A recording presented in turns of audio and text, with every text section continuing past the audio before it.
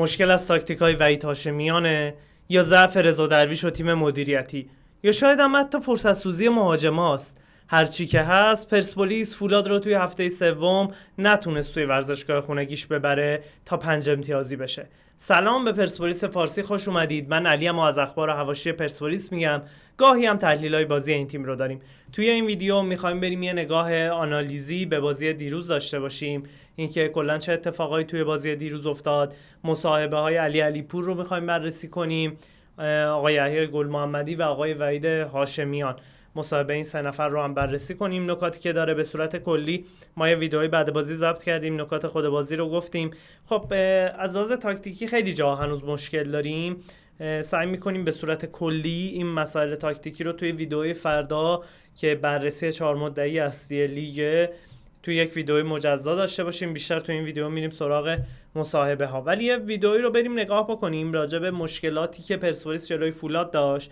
به صورت کلی حالا بخوایم صحبت کنیم، ما به صورت جزئی راجع به تک تک بازیکن‌ها صحبت کردیم توی ویدئوی دیروز، اگه ندیدین حتما ببینین.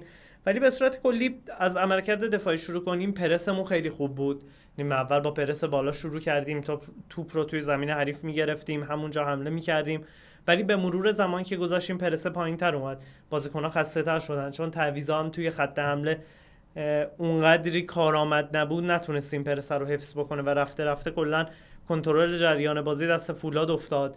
توی یارگیری ها هنوز مشکل داریم، همون مشکلی که هفته اول سرش گل خوردیم و هنوز هم مشکل داریم سرش. علل خصوص سر گل این مسئله دیده میشه که تنها جایی که میشه به وحید هاشمیان ایراد گرفت شاید اینجا باشه. از لحاظ مسائل دیگه راجع به تاکتیکی نمیشه بهش ایراد گرفت، ولی راجع به یارگیری آقای هاشمیان یا آقای آنالیزور تیم، شما که میدونیم مشکل پرسپولیس فصل قبل یارگیری بوده، مشکلش ست پیسا بوده، ضربات آزاد بوده، کورنرها بوده.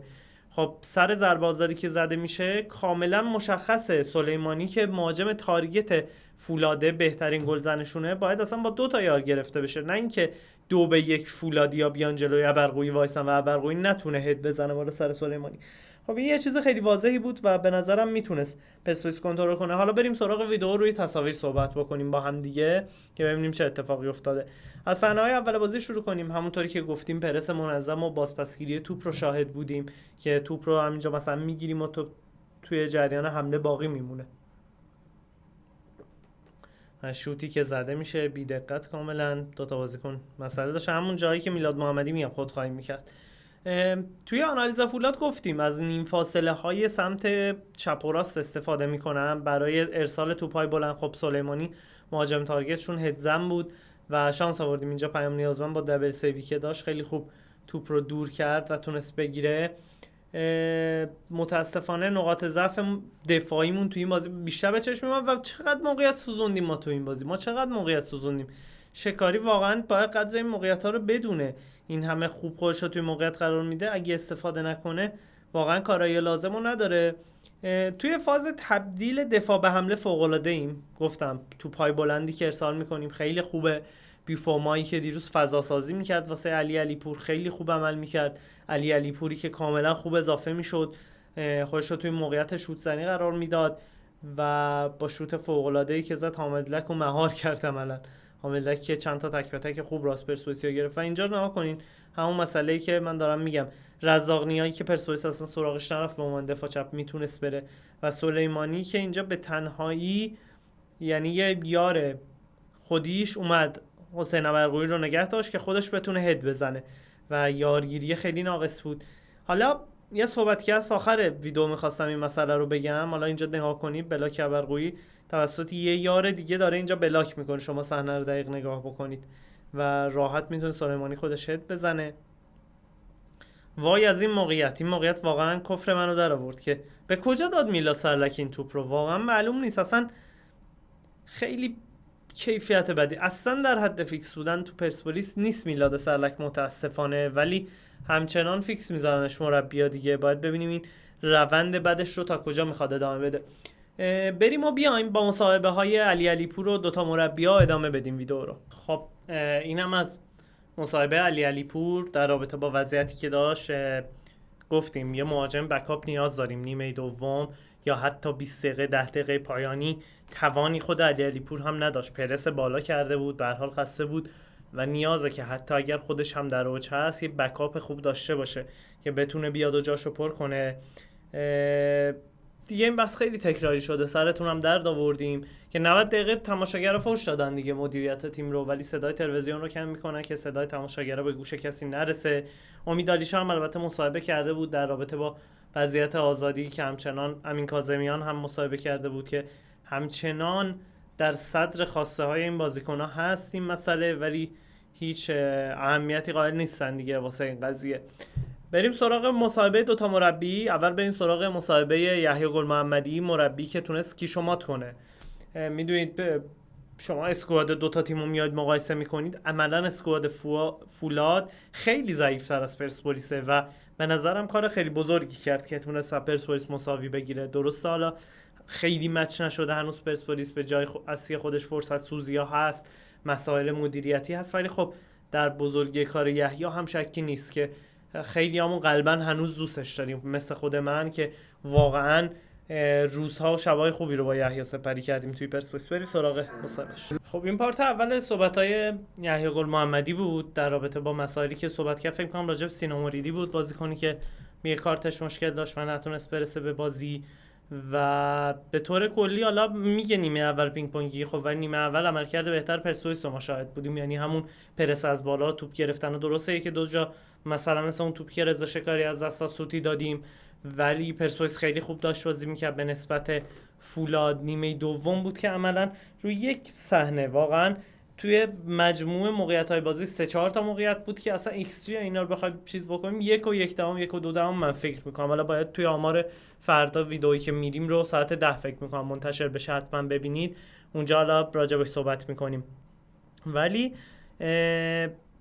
میگم تنها یه موقعیت ایستگاهی بود که تونستن گل بکنن، وگرنه اگر توی جریان بازی بود من بعید می‌دونم فولاد میتونست به گل برسه. اگر دقت بکنیم، اگر هوشیار باشیم، از این صحنه‌ها گل نخوریم، باور کنید خیلی راحت میتونیم سه امتیاز بازی رو داشت کنیم. اتفاقی که پارسال هم برای ما خیلی میافتاد، ما توی طول بازی خودمون رو می‌کشتیم، 90 دقیقه حمله می‌کردیم تا یه گل بزنیم، یه کورنر میشد یه گل می‌خوردیم. امیدواریم که امسال کمتر از این قضیه ها ببینیم. بریم سراغ قسمت دوم. خب اینم از بخش دوم که راجع به سینا موریدی گفت که چرا این اتفاق افتاده. مشابه این اتفاق رو ما راجع به 5-6 تا بازیکن هفته اول داشتیم و در رابطه با ساسان انصاری که خیلی خوب بازی کرد. ساسان انصاری توی اکثر دقایق توی کورسایی که با مهاجمای ما میذاشت توپ رو ازشون میگرفت، عملاً وظایف دفاعی بهش سپرده شده و بازیکن واقعا فعالیه. شاید توی فوتبال از اون دسته بازیکن‌های آندرریت که خیلی شاید به حق و حقوقش نرسیده توی فوتبال. و راجع به استادیوم ما هم که صحبت کرد، حالا ما جمعه هفته بعد با گلگهر توی تهران بازی داریم تو ورزشگاه تختی. کلا وضعیت لیگمون چی بگم، یه شلم شورباه. هر تیمی مثلا تیم استقلال خوزستان هفته به قراره توی تهران بازی کنه، اهوازم باید تا تهران پاشن بیان میزبانی کنن و شاهکار سازمان لیگ رو داریم میبینیم. نهایتاً بریم بخش آخر ویدیومون، مصاحبه های آقای وحید هاشمیان رو داشته باشیم و بیایم. این بخش اول صحبت های وحید هاشمیان راجع به همین مسئله که ما گفتیم، گلی که نباید خورده میشد توی ست پیسا. نمیشه خیلی به این که تاکتیک توی اصفهان خوب بودم، تاکتیک خوب بوده، این که پرسپولیس بهتر بازی کرد، نه، سپاهان خیلی خوب بازی کرد هفته دوم. ما از تک موقعیتمون استفاده کردیم، با هوش‌تر بازی کردیم و البته با چاشنی شانس هم تونستیم امتیاز بگیریم. بیایم واقع بین باشیم، نمیخوایم به خودمون که دروغ بگیم و این شانس رو شاید توی مسابقه‌های خونگی هنوز نداشتیم، نه جلوی فجر نه جلوی فولاد. و در رابطه با بیفوما ازش سوال کردن، عملکرد خیلی خوبی داشت، همون چیزی که انتظار داشتیم از بیفوما انتظار داریم از این هم حتی بهتر بازی کنه. اورونوف هنوز اونقدری که باید ندرخشیده. من گفتم توی ویدیوی دیروزم به نظرم خیلی جای کار بیشتری داره، احتمالاً چون فیفا دی هم همراه تیم نبوده، مچ هم نشده هنوز با بازیکنای کنارش، ولی خب همون دقایقی هم که بود یه تک به تکش حامد لک گرفت و یه پاس 100% گلی که میلاد سرک نمیدونم چی کارش کرد. و بریم بخش دوم صحبت‌های وحیدو بشنویم. خب اینم بخش دوم صحبت‌های آقای وحید هاشمیان. دمتون گرم که حمایت میکنید. قبل از اینکه بررسیش کنم من تشکر بکنم از تک تکتون که کامنت میذارید برای ما. اگر چنل ما رو هنوز ساب نکردید تا اینجای ویدیو رو دیدین، حتما ساب بکنید که محتواهای جذابی داریم هر روز. در رابطه با مصاحبه وحید، در رابطه با نقل و انتقالا که صحبت زیاد کردیم، فقط یک نکته‌ای برای من سوال. ما الان توی امر گلزنی یک مهاجم دومی نیاز داریم که باید بیاد و حتی مثلا انقدر علیپور خوب شروع کرده فصل رو، به عنوان حتی مهاجمی که ارزشش کمتر از علی باشه، ضعیفتر باشه، نیمکت نشین علی هم باشه، قبولش داریم. ما که پول فسخ قرارداد دورسون رو دادیم، یعنی تمام پولی که در طول این فصل قرار بود بدیم بهش رو برای اینکه اسمش رو از لیست پاک بکنیم دادیم. خب چرا دورسون رو نگه نداشتی آقا وحید؟ اصلا بازیکن‌ها آقا اسمی بزرگ نامی فلان به درد نخور، بالوتلی به درد نمیخوره، فلانی به درد نمیخوره.